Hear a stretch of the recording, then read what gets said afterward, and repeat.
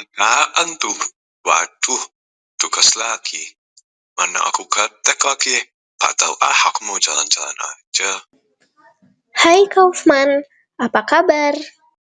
Baik, tapi aku sedang bingung nih dapat tugas informatika disuruh menjelaskan pengertian pendekatan rekursi. Oh alah, gitu. Ya udah deh, sini aku bantu jelasin.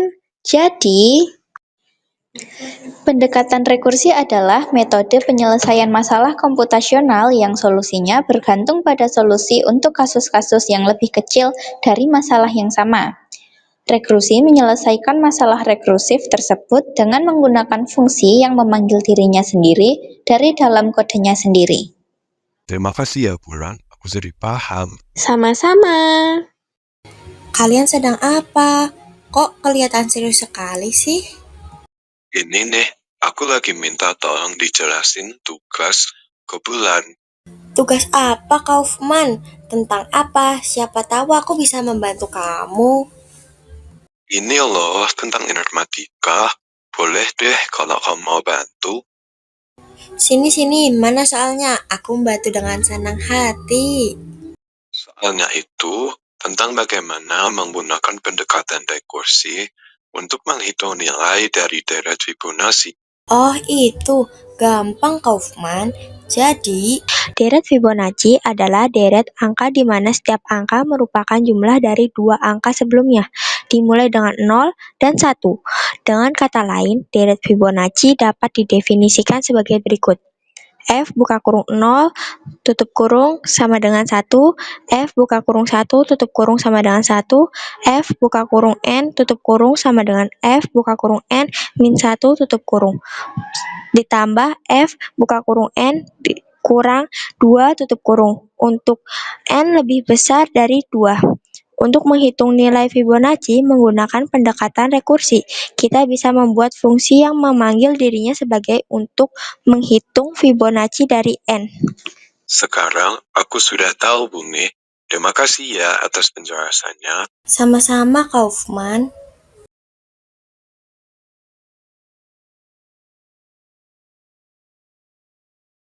Assalamualaikum, Zatormus. Bolehkah kamu membantuku untuk menjelaskan kapan waktu yang cocok atau tidak dalam menggunakan algoritma Grady? Waalaikumsalam, Kauf. Boleh, sini aku jelaskan. Algoritma Grady digunakan untuk menemukan solusi optimal dalam persoalan optimasi dengan cepat. Contoh penerapannya yaitu perencanaan jadwal, pengkodean data, manajemen sumber daya.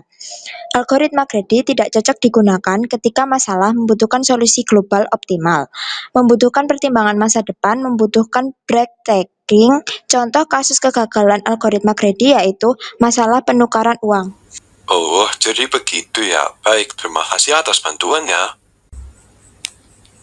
Assalamualaikum, San. Apakah kamu sedang sibuk? Jika tidak, bolehkah kamu membantuku? Boleh banget, Kaufman. Apa yang ingin kau tanyakan? Jadi aku mau tanya, kalau misal aku ada permasalahan dalam penjadwalan tugas, apa aku bisa menggunakan pemrograman selain algoritma Grady? Untuk menyelesaikan masalah penjadwalan tugas selain dengan algoritma Grady, kita bisa menggunakan pemrograman dinamis. Pemrograman dinamis akan menjamin solusi yang optimal pada permasalahan di jadwal sehingga ketika terjadi penjadwalan yang tumpang tindih dengan memungkinkan perhitungan yang solusi yang optimal atas masalah yang ada akan menghasilkan jadwal yang lebih efektif dan juga efisien. Oh, jadi begitu ya. Makasih ya, Sani, atas penjelasannya. Aku tanya siapa lagi ya? Gimana kalau aku tanya di sosmed aja?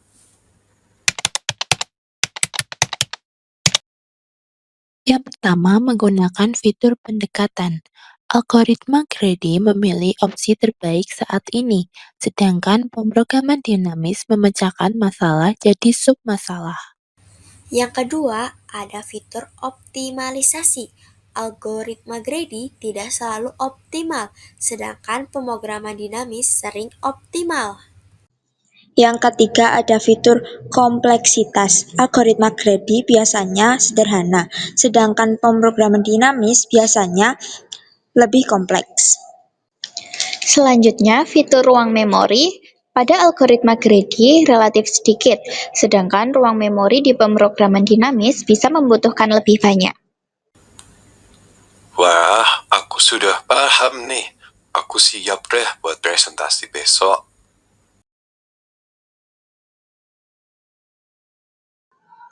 Python adalah salah satu bahasa pemrograman yang dapat melakukan eksekusi sejumlah instruksi multiguna secara langsung dengan metode orientasi objek, seperti digunakan untuk membuat berbagai program seperti aplikasi, situs web, dan perangkat lunak. Python adalah bahasa pemrograman yang paling mudah dipahami. Python dibuat oleh programmer Belanda bernama Guido van Rossum. Bahasa pemrograman C++ merupakan turunan dari bahasa pemrograman C. Berbeda dengan bahasa program C yang bersifat prosedural, C++ cenderung memiliki orientasi pada objek. Pemrograman C++ adalah bahasa pemrograman komputer yang digunakan untuk membuat berbagai aplikasi, seperti game, software, gadget, pengolahan gambar, dan sistem operasi. HTML adalah singkatan dari Hypertext Markup Language. HTML merupakan salah satu bahasa pengkodean atau pemrograman yang digunakan untuk membuat halaman website yang ditampilkan pada web browser. Sebagian besar halaman yang kita temukan pada internet kebanyakan menggunakan bahasa HTML. Contoh coding HTML pada website sendiri yang pertama itu seperti ada dokumen HTML, heading, paragraf, button, bold, italic, dan lain-lainnya. Java adalah bahasa pemrograman untuk berbagai tujuan. Bahasa pemrograman yang berbasis kelas dan berorientasi objek, yang dirancang secara khusus untuk memiliki sesedikit mungkin ketergantungan dalam penerapannya. Fungsi dari Java untuk memprogram perangkat lunak dan aplikasi untuk berbagai sistem operasi dan perangkat, seperti perangkat load, ponsel, dan komputer. Ada juga contoh dari Java, yaitu ada Eclipse, BlueJ, JDeveloper, dan lain-lainnya. PHP adalah singkatan dari Hypertext Preprocessor. PHP adalah bahasa pemrograman server-side yang digunakan untuk pengembangan aplikasi web.